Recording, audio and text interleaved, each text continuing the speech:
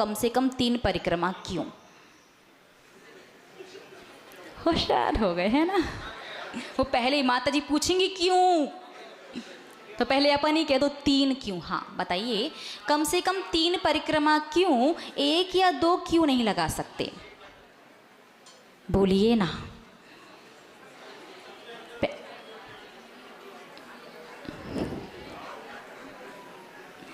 सबसे पहले ध्यान रखना, यदि आपके पास समय की कमी है तो परिक्रमा नहीं लगाओ, बाद में लगा लेना चल जाएगा।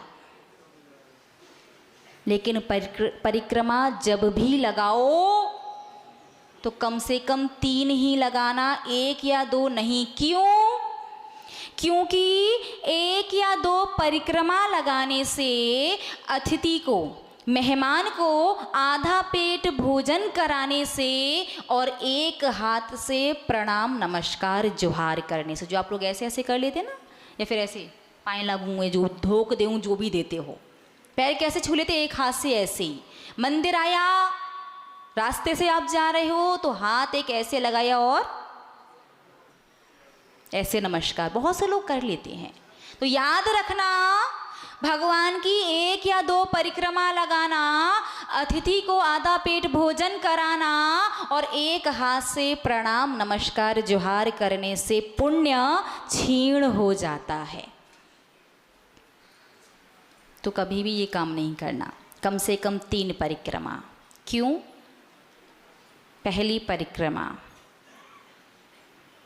जन्म जरा मृत्यु के नाश के लिए।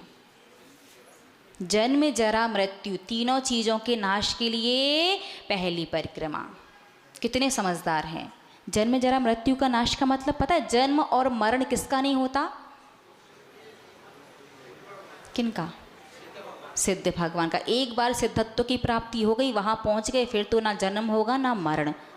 अरिहंतों का निर्वाण गमन बाकी रहता है, सिद्धों का नहीं। तो पहली परिक्रमा में भी क्या मांग लिया?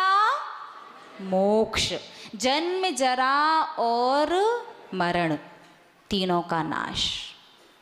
दूसरी परिक्रमा में भगवान मान लिया कि आप जन्म जरा मृत्यु का नाश नहीं करेंगे, चल जाएगा, लेकिन ऐसा करना, हम दुखी हैं संसार में, बहुत दुखी हैं। किस वजह से? 3 चीज़ों की वजह से। 3 चीज़ें, द्रव्य कर्म, भाव कर्म और नौ कर्म। बहुत समझदार हैं आप तो। क्या कह दिया आपने? द्रव्य कर्म, भाव कर्म और नौ कर्म, और कर्मों से रहित अवस्था मतलब पुनः सिद्धत्व की प्राप्ति। हर बार तरीका बदल लेती। तीसरी परिक्रमा लगाई, और तीसरी परिक्रमा प्रतीक है रत्नत्रय का, जैसा कि भैया ने अभी कहा। सम्यक दर्शन, सम्यक ज्ञान, सम्यक चारित्र की प्राप्ति। क्योंकि जिस दिन यथाख्यात नाम का पूर्ण चारित्र आपके जीवन में आ जाएगा, उस दिन आप श्रावक नहीं अरिहंत कहलाओगे। तो इसलिए कम से कम 3 परिक्रमा। और एक बात तो मेरी समझ में आती नहीं है, आप परिक्रमा लगाती कि भगवान पर एहसान करती है, ऐसे चलते परेड कर रहे हो क्या? समझ में आ रहा है क्या? परिक्रमा कैसे लगाते? मतलब जितने भी काम हैं, सारे के सारे काम श्रावक 2 ही जगह करता है।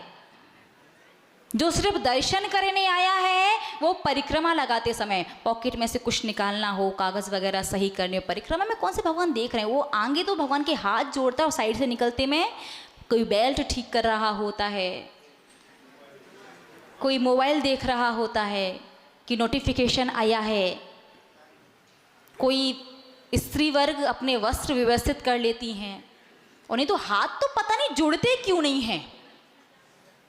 पूरे टाइम में लगता है पता नहीं क्या क्या सोच के नहीं जोड़ते आप लोग हाथ।